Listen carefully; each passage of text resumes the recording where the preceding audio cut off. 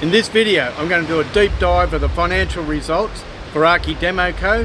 for April 2025. End of month has rolled around and Archi-Demo Co. is in the thick of it. We're getting stage 2 of 52 Smith Street back on track, but April still wasn't a great month. Cheap and Nasty Lawyers is all but complete and Bunyip Hills Hospital is going along nicely. We also made a start on new project at 72 Dillon Avenue. So sit back, grab a cuppa and enjoy the video as I pull together all the information and overlay the profit metrics framework so we can see what our next move is. The profit metrics framework provides a structured and strategic overlay so you don't miss anything when you're trying to figure out what's going on with the business. It enables us to answer 3 very important questions. Are we on track to meet our target? If not, why aren't things going to plan? And where are things heading in the future? But before we can get to that point, before we can even start doing our analysis, there is a bunch of things that we need to check, a bunch of work that needs to be done in the background before we can be satisfied that our results have accounting integrity and are correct. That's important because you'll never be able to work out if you're on track if you don't know where you are now. And nothing derails a board meeting quicker than reports you can't rely on. The first step is to make sure we're happy that the balance sheet is bulletproof. And after that, there's a bunch of reports we can go through to understand the relative performance in the P&L. Finally, once we're comfortable with the actual results, we want to have a good look at our forecast to give us comfort that we're going to hit our sales target, have the right amount of people to deliver the work, and we're not going to run out of cash. Once all this work's done, we'll be in a great position to have an insightful strategic discussion in the boardroom about our future goals and decide what we're going to do to keep things on track. Without having all this information and having confidence that it's right, you simply can't have these discussions. Okay, let's get into it. Before we go charging off and looking into the profit and loss issues, the job issues and everything, the first thing we need to do is make sure that the balance sheet is bulletproof before we can be confident in those other numbers. So we'll prepare a balance sheet reconciliation file. We'll go through each line item one by one, item by item, and our goal here is to prove up or substantiate the balances by tying them back to source documentation. Now there's a couple of areas that are a little bit different because they're integrated with the general ledger, but we still have to check them to make sure that they're not broken. So that would include the bank recs, the age payables, age receivables. We'd go through here looking for stale stuff because that may have an impact on our cash flow. We can see here that we've got a couple of bills from the previous month that were still outstanding at end of month. I want to keep an eye on them.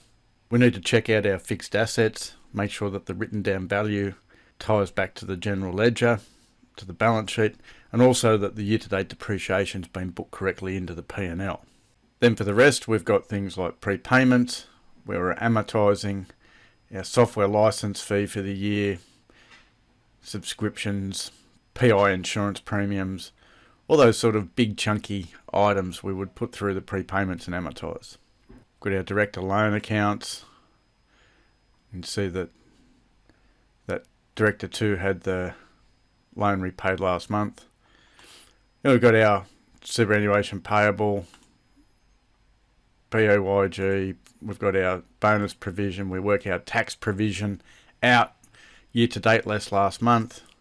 We've got our other accruals, we do a rec for that. We get the staff leave entitlements off our payroll reports, GST and bank loans. So we've been through the balance sheet and the only thing that's left to do now is work in progress. And for that we need to segue across into our job costing reports. Now we need to go through this job costing report and identify any WIP, make sure that we build whatever we can. But as far as this video is concerned, we're going to assume that the project reviews have been done, that the cost to complete calculations have been reviewed, and this all stacks up. It is what it is. But definitely in April, the thing that's hurt us is 52 Smith Street. You can see there we've burned about 140 grand for the month, and we haven't progressed the percentage complete very much at all from the previous month.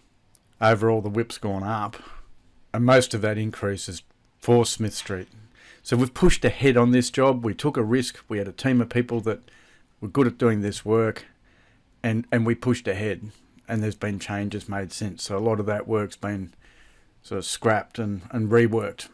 But everything else is looking pretty good. We haven't made much money on Alice Road overall, but there's still a fair bit of work to do there and a chance to get that one back on track. We, again, have to have a look at those cost to completes. But anyway, we can be satisfied that we've done that review and that our work in progress, our WIP, is supported by something objective. Once we're happy with the balance sheet, we can now rely on the P&L numbers. Now, I've said this before, it's really easy to fly off on tangents and go down rabbit holes chasing after small stuff because that's what people are comfortable doing. But that sort of distracts you from understanding what's happened now. So before we immerse ourselves in all the detail, we really need to do a swoop over everything at a high level first, or summary level. And remember, this isn't an exercise in finding out why we use more imaginary pens and pencils or paper than we originally budgeted. We're assuming that these expenses have been validated, they're needed, they've been managed. So this is more about understanding what's happened and how does that affect our long-term goals. To make things easier to follow, I've color-coded things where the actual's pink, the forecast is in green, the original budget is orange, and the reforecast value is in the purple color. So the first of those summary level reports to swoop over to see where we're at now, what's happened, is the actual versus budget for the month and year to date. We don't want to get bogged down in the variances here, but we can see we've made a little bit more than we thought we would. Revenue's down a little bit, but so are direct costs, and that's tied up with those staff changes we had a few months ago. And we've also saved about $25,000 on the overheads. We've been a bit thrifty with our dollars. Year to date, 434k profit is 68,000 better than budget. So things are looking pretty good. To the future, we want to understand how's the full year looking then. And in green, we can see that our full year net profit figure is expected to come in at 603, which is about 50k better than our original budget of 551. So we've had a reasonable month.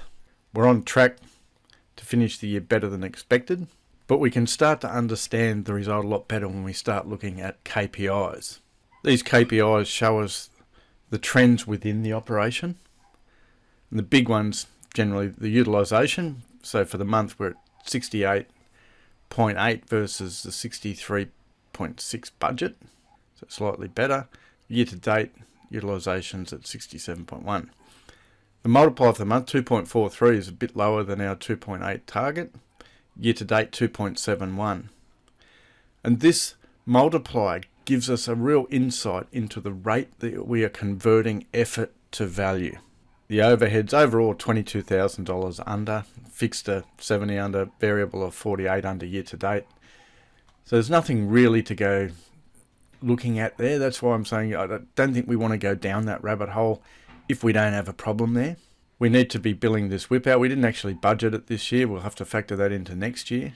But when we bill that out, I imagine that's going to jump into the debtor days and we'll have a collection problem. So all year our cash has been a bit lower than we'd expected because we've had it tied up in WIP. And the revenue per person's $248,000 per person per annum.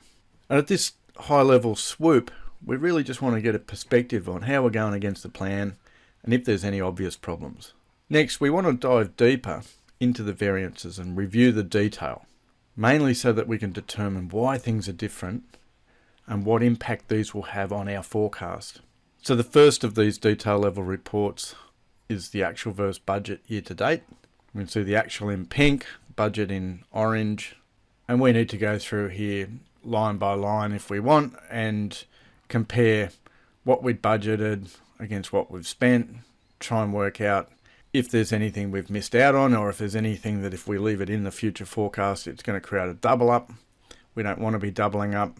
We have that ability to go through here in categories, in line by line, and understand those variances relative to the original budget. Any of the insights that we glean here, we can take across into our forecast, and we can adjust these numbers if we know that we've already brought those items into our figures here. So that'll give us the rest of year and should allow us to predict the cost to the end of the year pretty accurately. It also gives us a bit more detail about the $4.9 million full year figure and these calculations underpin all that. So at this point, we need to now segue across and check out our capacity forecast versus our sales pipeline forecast. So this was updated for our April actual. We can see that for the full year, we're expecting the pipeline to come in at about 4.99, which is 25,000 under our original budget. But it's an improvement of 30,000 over the previous reforecast that we did. We also get a good insight into the risks, which will be in the yellow stuff. We know what those jobs are, and we've weighted those probabilities accordingly. But really, at this stage of the year, it's all about next year. And looking at the rolling 12-month chart, you can see that there's some gaps there between the capacity and what we've got in the pipeline. I know that those green lines that go out until the end of the next April or May, that's Smith Street and Alice Road. All the other projects will be finished before then, and you'd normally expect to see a little bit more yellow stuff in the next 6 months. So we really need to get cracking, getting some proposals, squeezing on some of these marketing targets to see if we can get an opportunity to submit something and try and convert that into our secured. Obviously, we want to then have a look, what's the impact of all this on our rolling cash flow? And we can see we don't have any problems. We've got $1.5 million, the million's still on deposit. So we're fine for cash. We're happy with our balance sheet. We understand what's gone through the P&L. So at this stage, we can button this up and send this out to the directors in readiness for the board meeting. So if you've enjoyed this video, hit the like and subscribe button, tell your friends about it. There's plenty more updates coming for Archi-Demo Co in the future. And if you'd like any more information, jump on our website, www.custodianbackoffice.com, and there you'll find plenty of resources that'll help you get started with better financial management in your architecture practice. I'm David Dillon from Custodian Back Office. Thanks very much for watching.